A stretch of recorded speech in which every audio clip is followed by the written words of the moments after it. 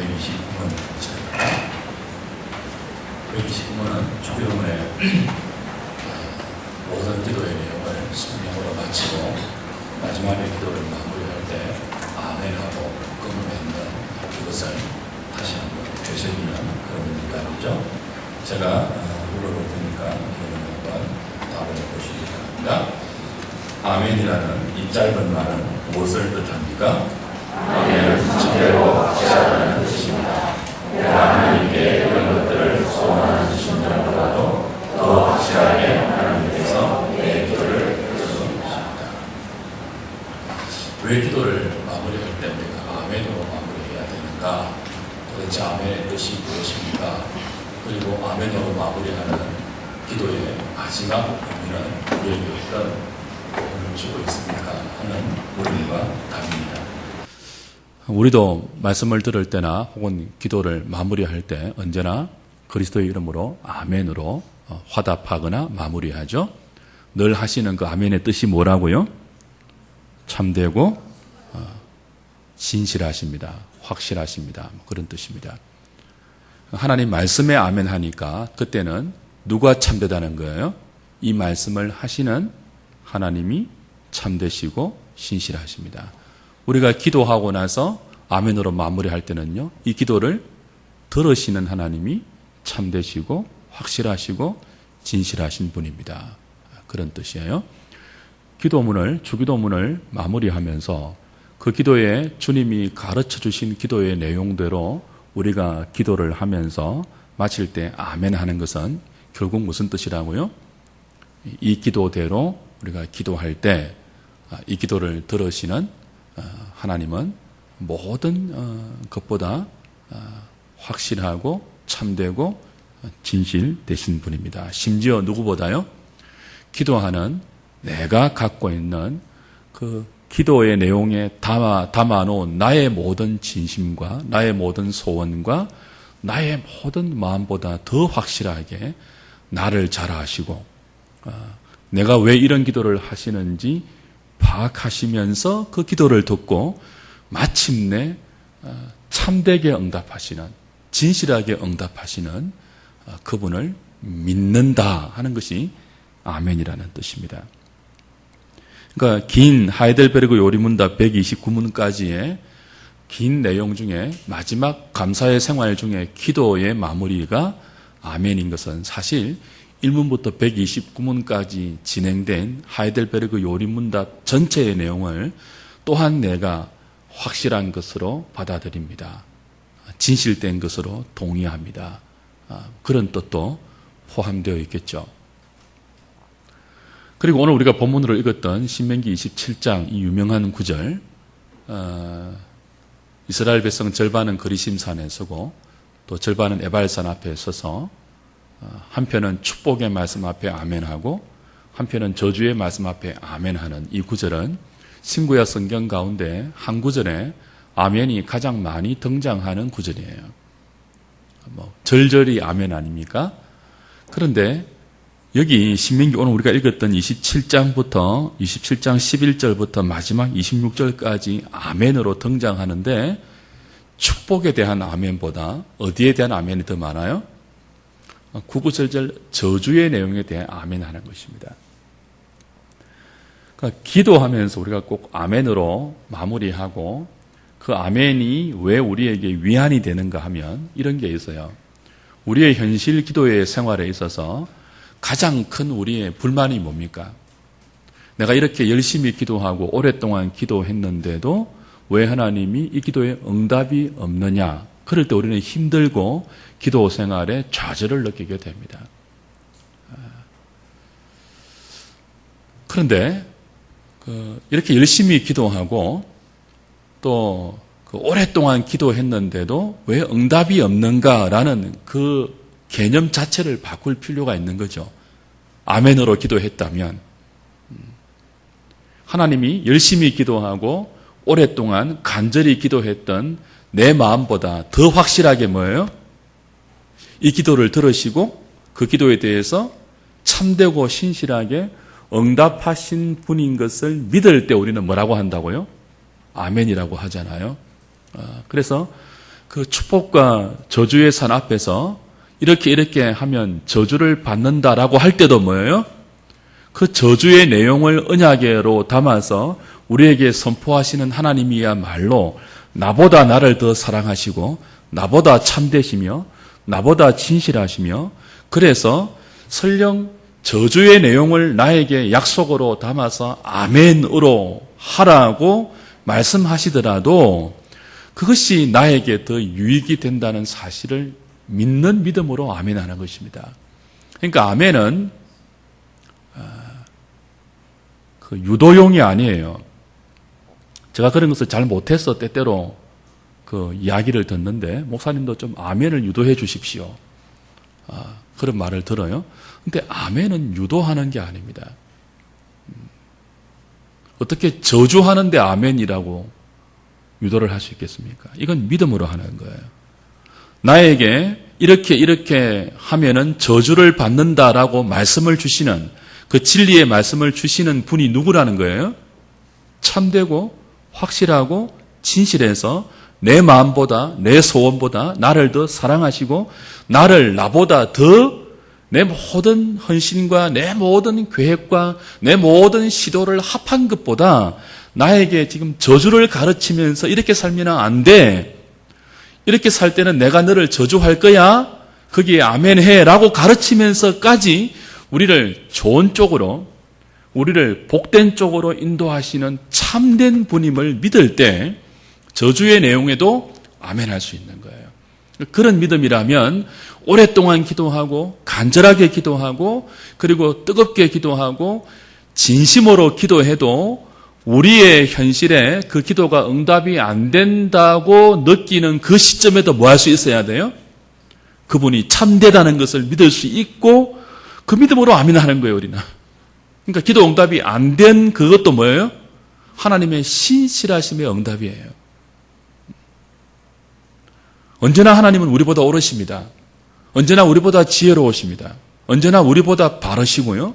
언제나 나보다 나를 더 잘 아시며 나를 그 모든 어려움에서 근본적으로 구원하셔서 근본적으로 복된 상태로 이끌어 가시기를 원하시는 그분이 아멘이라고 화답하는 우리의 기도의 대상이시며 우리에게 말씀을 주시는 바로 그 삼위 하나님이라는 거죠.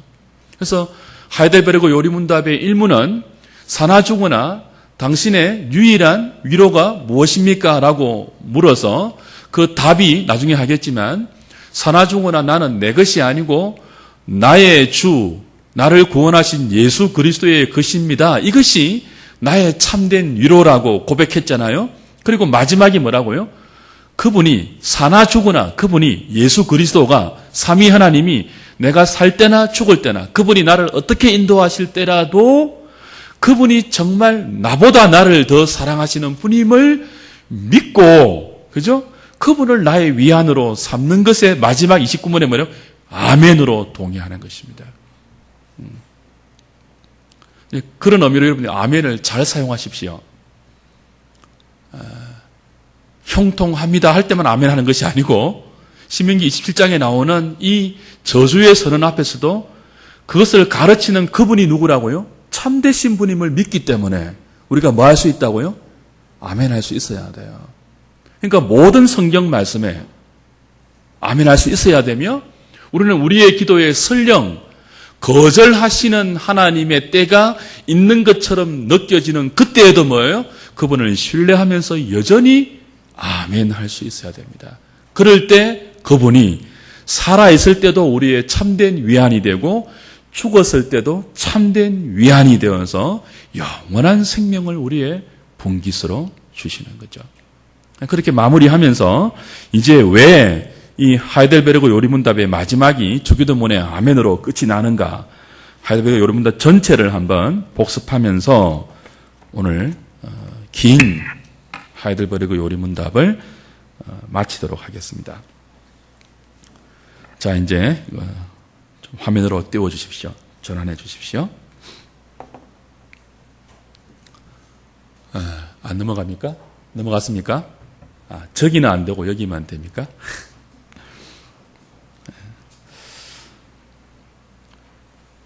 자, 하이델베르그 요리문답 오늘까지 우리가 마쳤는데 총 몇 문이었죠?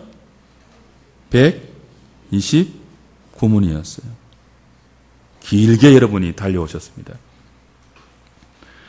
근데 이 총 129문의 긴 문답은 크게 네 가지로 구성이 되어 있습니다. 첫 번째는 서론이고요. 1문, 2문이 서론이고요. 그 다음에 1부, 2부, 3부라는 1문의 질문에 대한 답변이 3부의 내용으로 구성이 되어 있어요. 1문, 2문이 서론으로 두 가지 129문 전체를 이끄는 전제적인 질문을 던집니다. 그리고 그 질문에 대한 답이 이제 본론으로 세 가지의 내용으로 전개가 되어요. 첫 번째는 뭐라고요? 3문부터 11문까지 나오는 죄와 비참에 대한 내용이고요. 2부가 뭐죠? 그 죄와 비참에서 우리를 건지는 중보자 예수 그리스도와 그분을 믿는 참된 믿음이 무엇인가를 다루고 있습니다. 그리고 3부는 우리를 이렇게 구원하신 하나님의 중보자를 통해서 그리스도를 통해서 우리를 구원하신 삼위 하나님에 대한 우리의 감사의 삶이 무엇인가. 이 세 가지를 알 때 그리스도가 또 삼위 하나님이 사나 죽으나 우리의 유일하고 참된 위안이 될 수 있다고 가르치는 것이 하이델베르그 요리문답입니다. 첫 번째가 1문, 2문에서 나오는 서론인데요.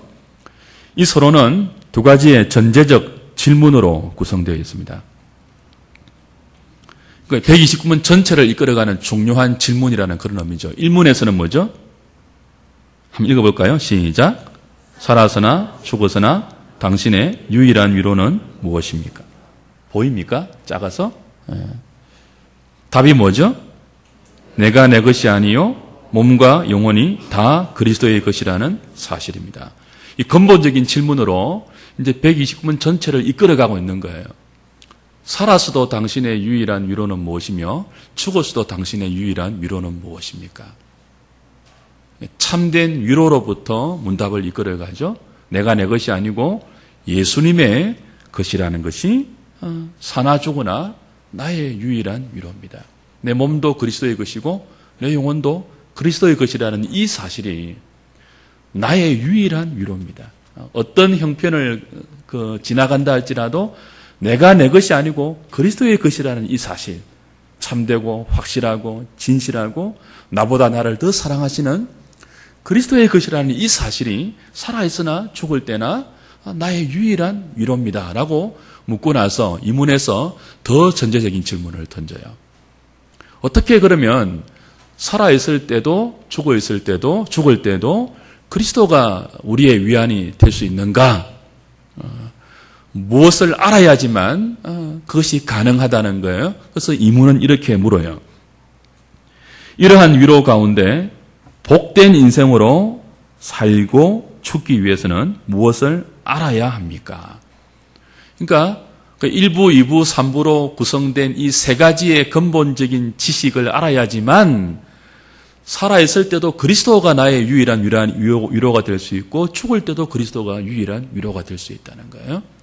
그러니까 만약 여러분들의 삶에 지금 무엇이 정말 참된 여러분의 위로가 되고 있는가를 한번 점검해 보실 때 그리스도가 정말 나의 참된 위로가 되고 있지 못한다면 하이델베르그 요리문답이 가르치는 본론에서 가르치는 이 세 가지를 여러분이 아직도 정확히 인식을 못하고 있든지 거기에 대한 분명한 믿음이 없어서 그런 것임을 우리는 알 수 있어야 한다는 거죠. 그래서 이 문에 그렇게 묻고 나서 이제 3문부터 무엇을 알아야지만 그죠? 우리가 이 그리스도가 나의 유일한 위안이 되는 복된 인생을 살 수 있습니까? 라고 물었을 때 첫 번째로 일부에서 이것을 알아야지만 그리스도가 유일한 그리고 참된 위로가 될 수 있다고 가르쳐요. 일부가 뭐라고요? 죄와 비참에 관했습니다. 죄와 비참에. 그러니까 죄를 알고 그 죄가 우리 인생 가운데 가지고 온 비참한 실상을 알 때만 그리스도가 유일한 위안이 될 수 있다는 거예요. 3부 일부의 요약을 한번 읽어볼까요? 시작. 나의 죄와 그로 인한 비참함이 얼마나 큰가를 알아야 한다. 그리스도가 여러분의 참된 위로가 되고 있지 못하다면 아직 이걸 통과하지 못한 거예요. 기독교는 세상 사람들이 생각하는 방식과 순서로 우리를 이끌어가지 않습니다. 무엇부터 가르친다고요? 죄와 비참부터 가르칩니다. 이 순서를 바꾸면 안 돼요. 복음이 왜곡될 때는 언제나 이것을 순서를 바꾸어서 우리한테 달콤한 유혹으로 다가온다고요. 이걸 안 가르친다고요. 사람들이 싫어하니까. 죄를 안 가르친다고요. 여러분, 죄를 가르치지 않고 어떻게 그리스도가 위로가 됩니까? 그렇지 않습니까? 그리스도는 우리를 죄에서 건지는 구원자잖아요. 그분이 우리의 유일한 위로라고 성경은 가르치는데 내가 얼마나 깊은 죄에 빠져 있으며 그 죄가 우리 인생을 얼마나 비참하게 만들었는지를 정말 깨닫지 못한다면 그리스도는 피상적인 위로자밖에 안 되는 거예요. 그래서 이것을 가르치는 거죠. 산문은 죄와 비참함을 어디에서 알 수 있습니까? 라고 묻습니다. 답은 뭐라고요? 하나님의 율법에서 합니다. 그러니까 율법은 성경 전체를 말할 수 있죠. 딱 구약만 지칭하는 것이 아니고 하나님의 말씀 전체, 하나님의 율법 전체가 우리를 가장 먼저 인도하는 자리는 뭐예요? 죄와 비참함을 깨닫는 자리입니다. 그래서 우리는 율법의 제1기능이라고 말하죠. 율법의 제1기능이 뭐예요? 인생의 죄를 깨닫게 하는 기능이에요. 그 죄로 인해서 우리가 얼마나 망가지고 비참한 존재가 되어 있는지를 똑바로 보게 하는 기능이 하나님의 거룩한 율법이에요. 그래서 죄와 비참함을 아는 것만큼 그리스도가 참된 위로로 다가올 수 있는데 이제 그걸 율법을 통해서 성경 말씀을 통해서 우리는 깨닫고 알아야 한다는 거죠. 왜 율법을 통해서 우리가 인간의 죄와 죄로 인한 비참함을 알 수 있는가 하면 율법이 이것을 요구하기 때문에 그래요. 그게 이제 사문부터 11문까지 우리에게 가르쳐주는 요리문답의 내용입니다. 사문 5문은 이런 내용이에요. 율법이 우리에게 무엇을 요구하며 우리는 율법의 요구를 지킬 수 있는가라고 물어요. 답이 뭡니까? 율법이 우리에게 요구하는 게 뭐예요? 크게 두 가지죠. 하나는 뭐예요? 하나님 사랑이에요. 또 하나는 뭐예요? 이웃 사랑이죠. 근데 율법이 우리를 요구하는 하나님 사랑의 자리는 어디까지라고요? 마음을 다하는 자리까지잖아요. all이잖아요. all. 마음을 다하고 성품을 다하고 뜻을 다하고 목숨을 다하고 힘을 다하여 사랑하는 자리까지 율법은 우리에게 하나님 사랑을 요구하잖아요. 이웃 사랑은 어디까지 요구한다고요? 내 몸처럼 사랑하니까 요구하신다고요.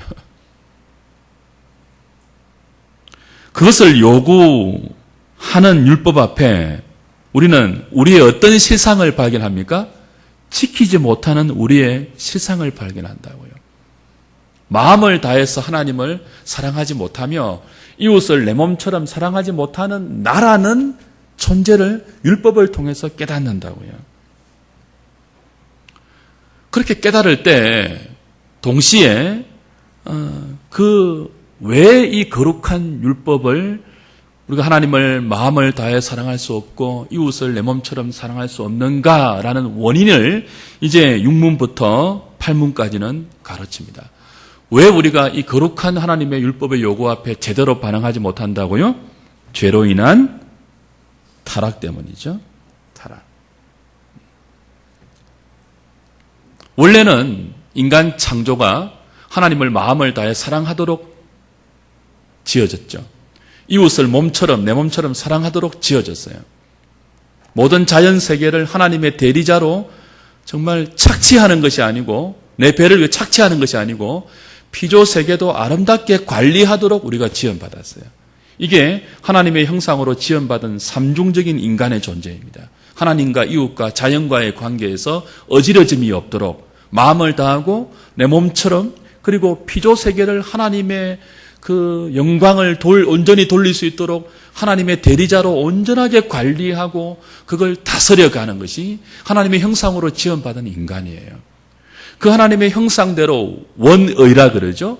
하나님의 형상으로 지음받은 인간은 하나님을 마음을 다해 사랑할 수 있었다고요. 내 이웃을 내 몸처럼 사랑할 수 있었다고요. 근데 이게 왜 안 된다고요? 타락 때문이죠. 하나님 말씀에 불순종한 타락 때문이죠. 그래서 하나님의 형상이 깨트려졌고 하나님과 이웃과 자연 피조 세계를 향하도록 지음받은 우리 인생의 근본 구조 자체가 왜곡되었다고요. 어떻게 왜곡되었죠? 자기만을 향하도록 왜곡되었다고요. 그래서 거룩한 율법의 요구를 우리는 지키지 못하는 거죠.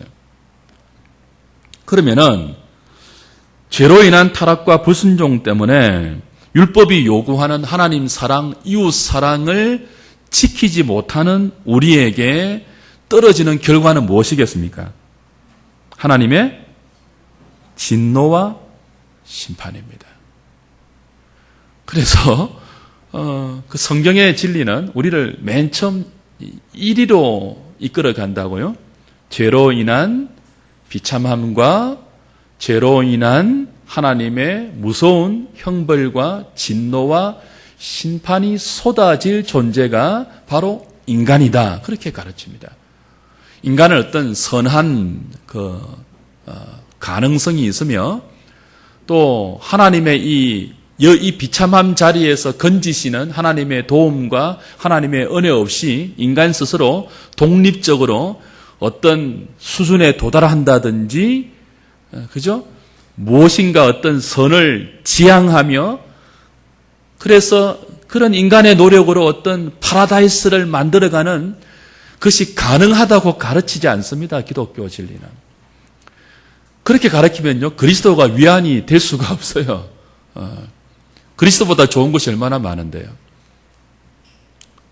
그런데 그리스도가 사나 죽으나 우리의 참된 그리고 유일한 위로가 되기 위해서는요, 우리가 얼마나 깊은 죄에 빠졌으며 그 죄가 우리를 얼마나 망가뜨렸으며 형체를 알아볼 수 없을 정도로 우리를 깨트려 버렸으며 그 결과가 우리 인생을 얼마나 원래 하나님의 의도와는 달리 얼마나 비참하게, 사람들은 그걸 비참이라고 느끼지 못하거든요. 너무 익숙해 있기 때문에. 원래 하나님이 지으신 보시기에 심히 좋았던 인간의 복된 상태에서 우리가 얼마나 멀리 떨어져서 정반대의 비참한 상태에 있는지를 우리가 몰라요. 그걸 알아야지만 거기에서 건져주신 그리스도가 참된 위로가 될 수 있는 거예요. 그래서 그걸 이제 요리문답 4문에서 11문까지 인간의 실상과 인간의 실상을 율법을 통해서 가르친다. 그렇게 1부에서 이야기하고요. 이제 2부 가면 12문부터 85문까지 길게 그렇게 비참한 우리의 죄와 비참함으로부터 우리가 어떻게 구원받았는지를 이제 가르칩니다. 누구를 통해 구원받은 거죠? 예수 그리스도를 통해서 구원받은 거죠. 그래서 예수님만이 유일한 참된 위로가 되는 거예요. 인간의 실상은 만약 예수님이 우리의 구원자가 되셔서 이 비참한 죄와 그 비참한 상태에서 건져주지 않았다면요, 살 때도 살아생전도요 그렇게 살다가 지금 뭐 생존 경쟁이고 약육 강식이고 막 그렇잖아요. 막 피 터지잖아요. 도토리 키재기식에 경쟁하면서 막 그렇게 살잖아요. 다 막 거기서 거기로 살잖아요. 하나님이 원래 우리에게 허락하신 그 높은 그 참된 복을 인간은 맛보지 못한 채 거기에 비하면 비참이라고 밖에는 표현이 안 되는 그런 인생을 모든 존재가 살고 있단 말이에요. 근데 거기에서 우리를 건져 주셔서 영원한 천국의 복락으로 이 땅에서도 그런 삶과는 비교가 안 되는 그리스도 안에서 허락되는 하나님 나라의 생명을 맛보지 못하는 것은 이 죄와 비참의 세상을 몰라서 그래요. 죽을 병에서 살아났다고 치면 살아나는 그 자체가 고맙잖아요. 여러분, 이제 죽을 병에 걸려서 내일 사망 선고를 받았어요. 그때 유일한 우리의 소망이 있다면 뭘까요? 내일 죽는데 뭐 저금 통장 여러분이 확인하시겠습니까? 여보, 장롱 밑에 적금 몰래 숨겨놓은 거 있어. 그렇게 하시겠습니까? 물론 그렇게 할 수도 있겠죠. 근데 정말 중요한 건 뭐예요? 살아나는 것 아니겠습니까? 정말 본성적인 우리의 소망은 그런 의미로 이 죄와 비참에서 건져주시는 유일한 구원자가 그리스도라는 것을 2부에서 이제 요리문답이 가르치고 있습니다. 그 그리스도를 가르칠 때 12문부터 19문까지는요, 어떻게 인간의 죄와 비참에서부터 우리를 건지는 중보자가 가능한가 하는 중보자를 보편적으로 다루어요. 하나님의 형벌을 피하게 하고 하나님의 형벌, 죄로 말미암아 하나님의 형벌이 우리에게 쏟아지고 있는 운명인데 그 형벌을 딱 가로막고 서서 하나님의 형벌이 우리한테 오지 않도록 가로막아주는 중보자가 누구냐? 그리고 형벌 대신 뭘 주는 거래요? 은혜를 입게 하는 중보자가 과연 있느냐? 그걸 묻고 있죠. 12문에서. 그리고 13문, 14문에서는요. 그런 중보자는 인간과 피조 세계에는 없다. 인간과 피조물 중에 누가 하나님의 죄로 인한 형벌에서부터 가로막아서 우리한테 그 죄의 형벌이 오지 않도록 막을 수 있으며 형벌 대신 은혜와 복을 줄 수 있는 그런 중보자는 인간에게는 찾을 수 없고 다른 피조물에게도 도무지 불가능한 것이다. 오직 누구에게요? 그리스도만이 참된 중보자가 되신다 하는 것을 15문부터 19문까지 가르칩니다. 왜 그리스도가 참된 중보자가 될 수 있는가 하면 그분이 참 인간이고 그분이 참 하나님이기 때문에 그러하다고 요리문답이 가르쳐요. 참 인간이기 때문에 모든 죄인들이 받아야 할 형벌을 그분이 인간으로서 다 담당할 수 있는 거죠. 참 하나님이기 때문에 인간을 용서하고 인간에게 쏟아부을 그 저주 대신 은혜를 줄 수 있는 것입니다. 오직 그리스도만이 우리의 유일하고 참된 중보자가 되신다 하는 것을 12문, 19문에서 가르치고요. 20문, 21문에서는 그렇다면 모든 인생이 그리스도를 통해서 구원받을 수 있느냐라고 묻고 그렇지 않다. 그리스도가 참된 중보자라면 그럼 어떤 사람이라도 그리스도를 통해서 구원받을 수 있느냐라고 물을 때 그렇지 않다. 오직 참된 믿음으로만 그리스도와 연합한 자만 하나님의 형벌을 그리스도 때문에 피할 수 있고 형벌 대신 은혜를 누릴 수 있다라고 가르칩니다. 여기서 이제 보편 구원하고는 다르죠.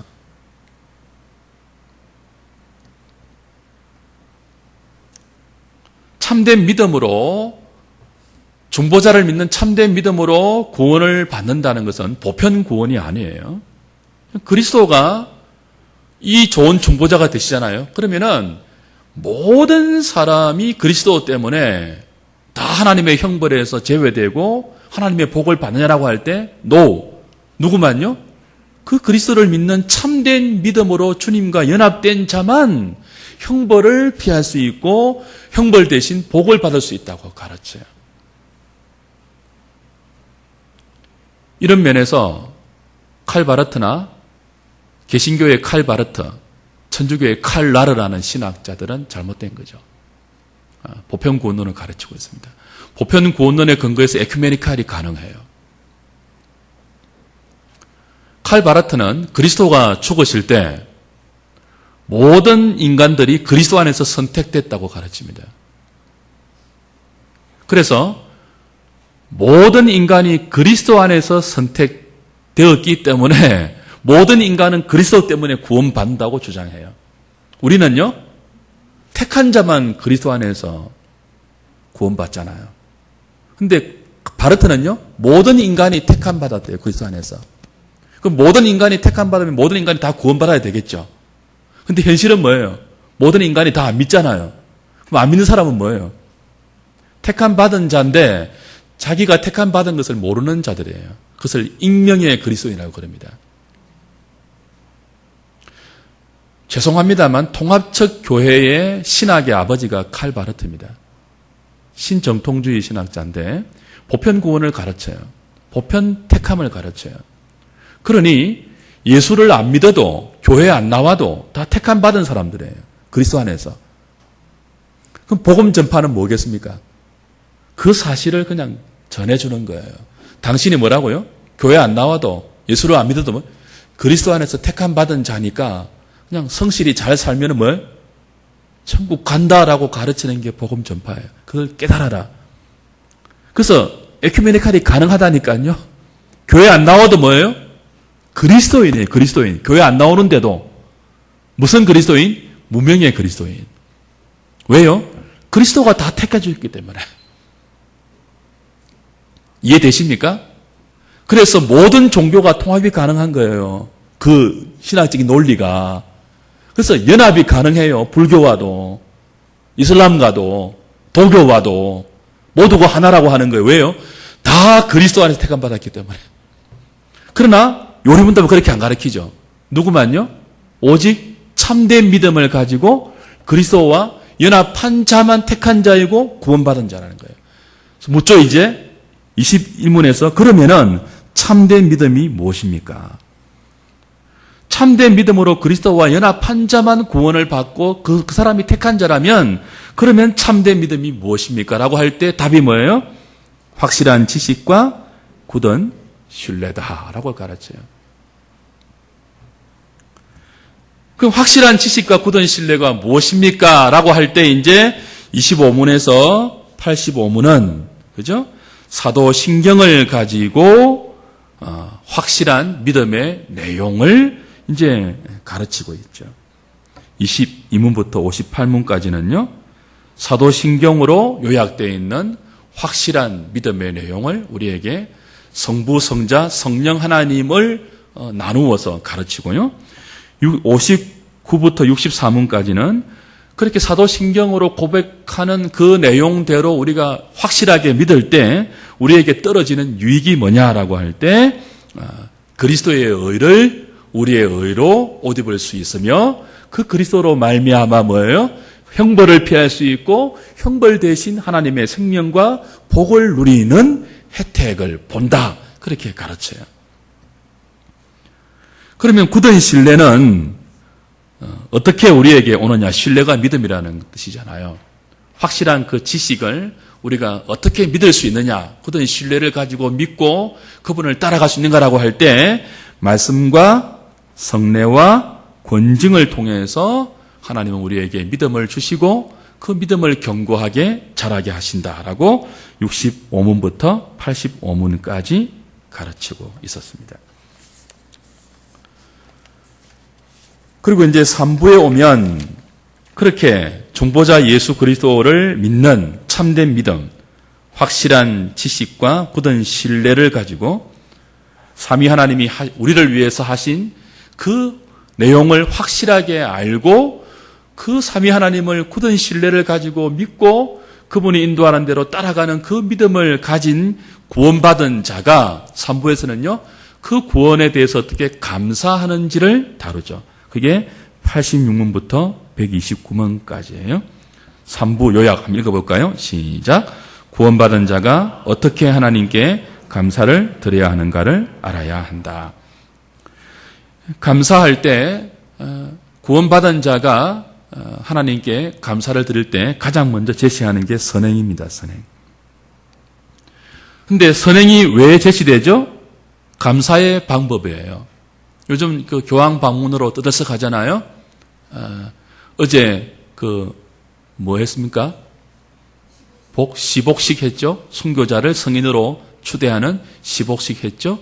그 천주교의 교리는 우리하고 조금 구원의 교류가 많이 달라요. 우리는 선행이 뭐예요?